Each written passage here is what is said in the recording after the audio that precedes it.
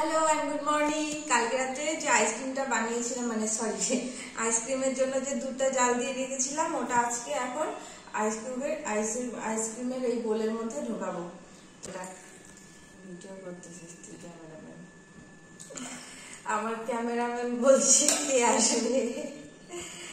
কালকে একজন আসছে, তো স্পেশালি তার জন্য আইসক্রিমটা হচ্ছে তাই।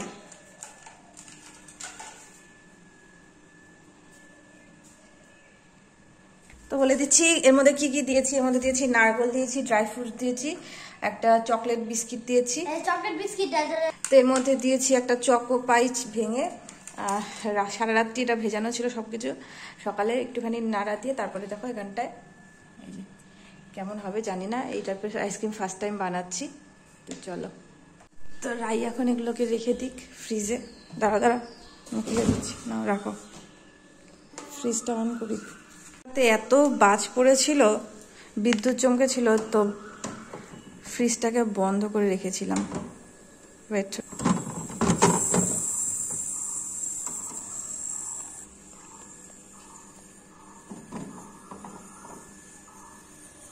তো চলো টাটা, কালকে দেখা হবে। তো দেখো আমরা সবাই মুখ টুক ধুয়ে জল টল খেয়ে নিয়েছি, এখন ব্রেকফাস্ট করবো। আর রাই বসেছে পড়তে, তো রায়ের বেডটাকে সুন্দর করে ক্লিন করে দিচ্ছি। এটা আমার বেড না, তোমার বেড। এটা রায়ের বেডরুম। হ্যাঁ না, এটা তোমার বেড। আমার বেড? হ্যাঁ। কি করে সম্ভব?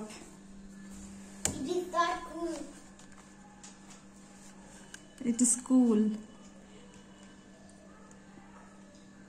তো রায়ের তো বেডরুমে থেকে বেডটা সরিয়ে নিয়েছি, তারপর থেকে তো পুরো রেগে আছে। তো আমি আর ওর বাবা ভাবছিলাম যে ওর বেডরুমে একটা বাচ্চাদের হলো 2 লেয়ারের বেডগুলো হয় না, বাঙ্কার টাইপের, ওই বেডগুলো নিয়ে আসবো। তারপর হচ্ছে সেটাই ভাবছি যে কি করব না করব। তো ওর বাবা আসবে, আসার পরে দেখে বোঝা যাবে যে কি করা যায়। তো বলেছে যে একটা বানিয়ে দেবে। তো আমার খুব একটা ইচ্ছে নেই, কেননা বড় হলে আর ওই বেডগুলো ইউজ করতে পারবে না, যদিও দেখতে খুব ভালো লাগে। আর এই দেখো সকালে ব্রেকফাস্টে রুটি বানিয়ে নিয়েছি আর চা করে নিয়েছি। বসেছিলাম ততক্ষণ, তারপর মা দিয়ে গেল মাছ, আর মাছ খেয়ে বলছি মাছ রান্না। তো চলো রান্না করি, তার আগে এই যে ঘর টরগুলো পরিষ্কার করবো।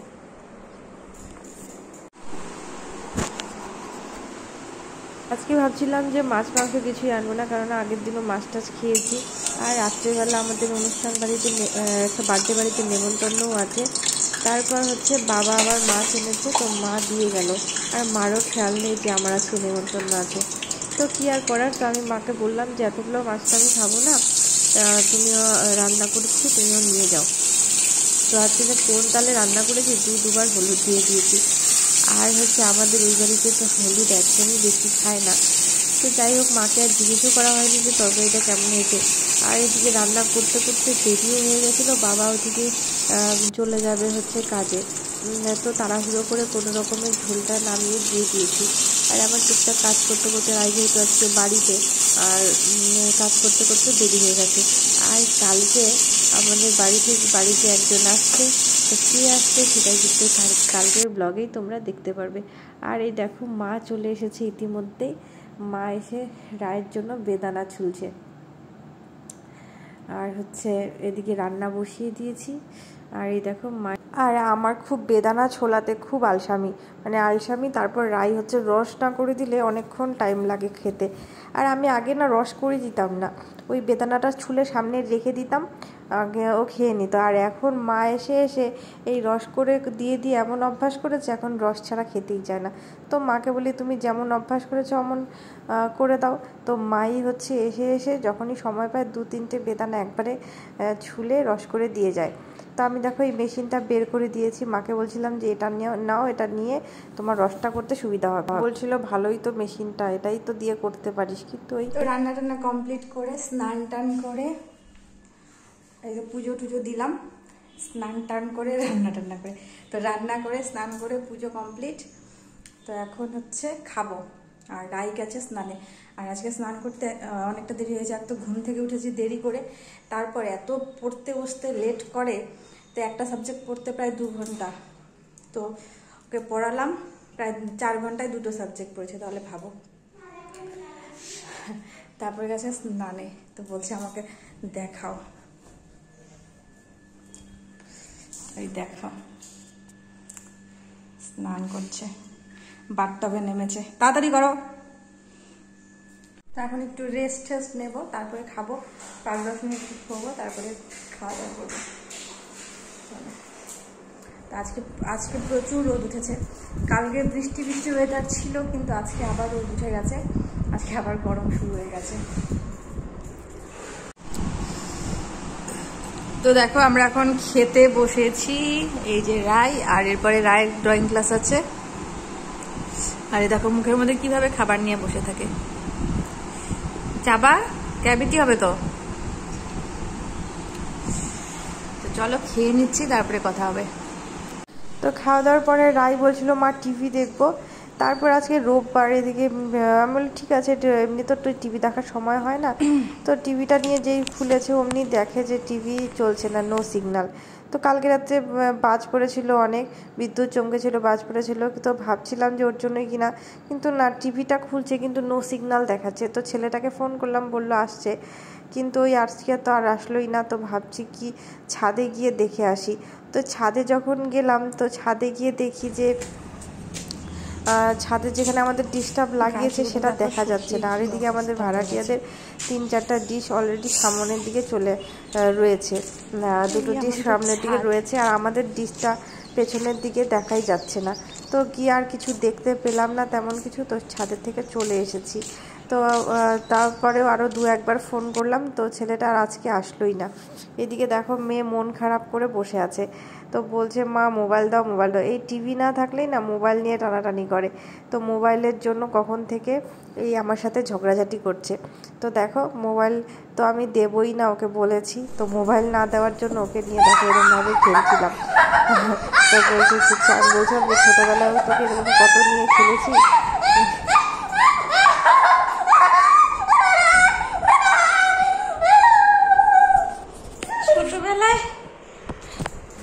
ছোটবেলায় সারাক্ষণ এরকম করতাম, আর এখন বড় হয়েছে ভয় পাচ্ছে। আগে ছোটবেলায় আমি আর ওর বাবা অল টাইম ওকে এরকম করতাম, আর পায়ের মধ্যে নিয়ে ঘুম পাড়াতাম।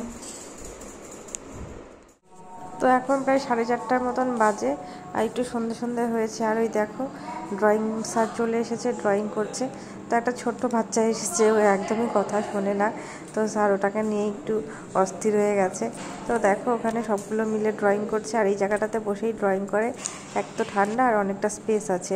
এই একটা সপ্তাহে একটা দিনই ড্রয়িংয়ের জন্য সময় পাই, তাছাড়া আর অন্য কোনো কিছুতেই সময়ই হয়ে ওঠে না। আর এই যাব আমি এখন বার্থডে বাড়িতে, ওর জন্য রেডি হচ্ছিলাম। এই কুর্তিটা সেদিন কিনেছি, ওই আমার ননদ এসেছিলো না, ওই দিন গিয়েছিলাম ওর সাথে বাজারে, তো তখনই আমি এই কুর্তিটা কিনেছিলাম। তো দেখো গরমের মধ্যে কি পরবো না পরবো ভাবছিলাম, তো এটা কুর্তিটা পরলাম, আর হালকা করে মেকআপ করে নিচ্ছি। তো খুব একটু সামান্য পরিমাণ হালকা ফাউন্ডেশন লাগিয়ে নিচ্ছি, গরমে খুব একটা বেশি ফাউন্ডেশন মেকআপ এসব করি না আমি।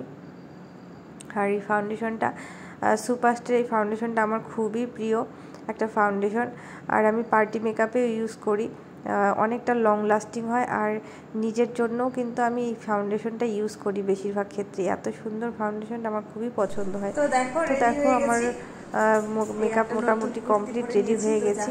তো আমি খুব একটা বেশি মেকআপ করিনি, হালকা ফাউন্ডেশন লাগিয়েছি আর একটু পাউডার লাগিয়ে লিপস্টিক লাগিয়ে এখন চলে যাচ্ছি। তো দেখো বার্থডে বাড়িতে চলে এসেছি। তো বার্থডে বাড়িতে আসার পরে কিন্তু বেশি একটা ভিডিও করিনি, অল্প অল্প ভিডিও করেছি, আর ওই রকমভাবে আমি ভিডিও করতেও পারি না, একটু লজ্জাও লাগে। তো যতটুকু পেরেছি হালকা ফুলকা ক্যাপচার করেছি।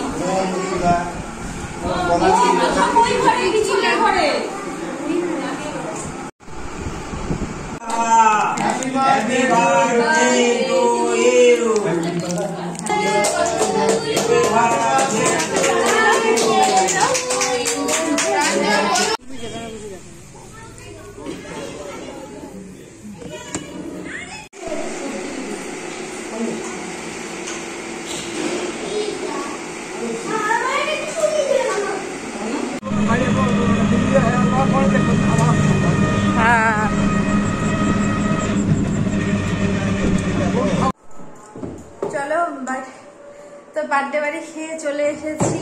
আর হচ্ছে ওখানে আর ব্লগ করিনি, কারণ সবাই চেনা জানা লোক, আর ব্লগ করতে ওরকমভাবে লজ্জাও লাগে, ওর জন্য ব্লগ টক আর করিনি। তো বাড়িতে এসে ড্রেস চেঞ্জ করে নিয়েছি, তো এখন যাবো শুতে। তো চলো, আজকের ব্লগটা কেমন লাগলো তোমাদের অবশ্যই জানাবে। ভালো লাগলে একটা like, comment, share and subscribe. Tata, bye bye, bye করে দে। তো চলো।